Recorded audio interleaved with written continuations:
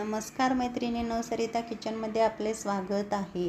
तर आज आपण पाहणार आहोत आपल्या चॅनेलवरती भुईमुळ्याची भाजी कशा पद्धतीने केलेली जाते. तर कमेंटमध्ये सांगा की भुईमुळ्याची भाजी कुणाकुणाला आवडते.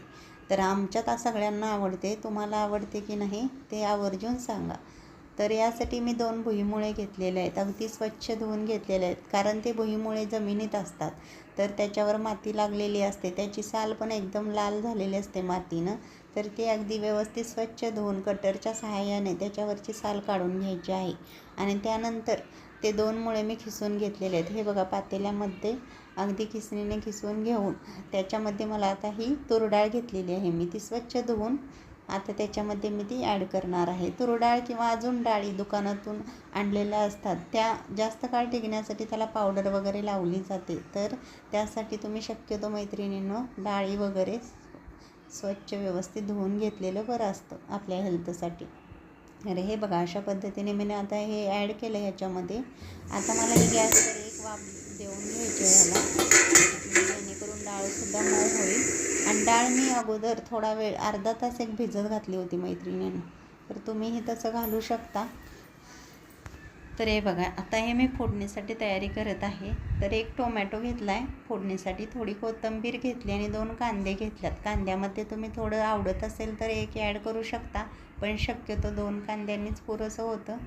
तुमची जेणेकरून किती मुळे असतील त्याच्यावर ते डिपेंड राहणार आहे. तर हे बघा, अशा पद्धतीने मी आता हे कटिंग करून घेतलेलं आहे सगळं.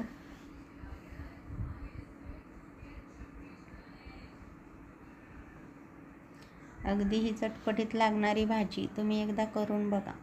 मुलेही तुमच्या आवडीने खातील आणि घरातली सर्वजण आवडीने खातील.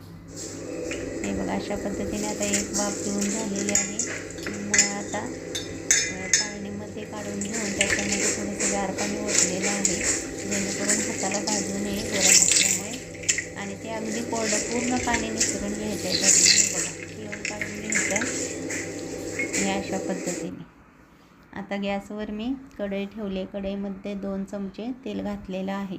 2 चमचे किंवा त्याच्याहून थोडंसं जास्त घातलं तरी चालेल, कारण ह्या भाजीसाठी थोडंसं तेलाचा जास्तच वापर लागतो, कारण पूर्ण आपल्याला ह्याच्यामध्ये पाणी ॲड नाही करायचं आहे ना, त्याच्यामुळे भाजणीसाठी आपल्याला तेवढं हे तेल लागणारच आहे.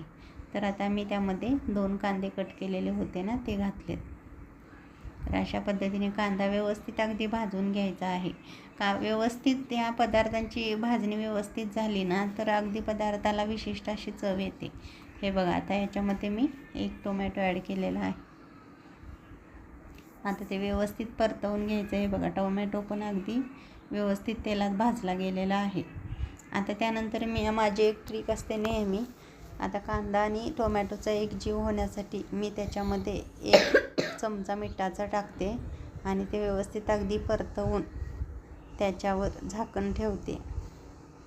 अशा पद्धतीने हे बघा, नंतर आपल्याला मीठ ॲड करायचं नाही, असंच ह्याच्यामध्येच ॲड करायचं आहे, जेणेकरून तेल आणि ते मीठ वगैरे असं एकजीव होऊन जाईल त्यांचा. अशा पद्धतीने परतवायचं आहे आणि त्याला नंतर एक झाकण झाकून एक वाफ द्यायची आहे.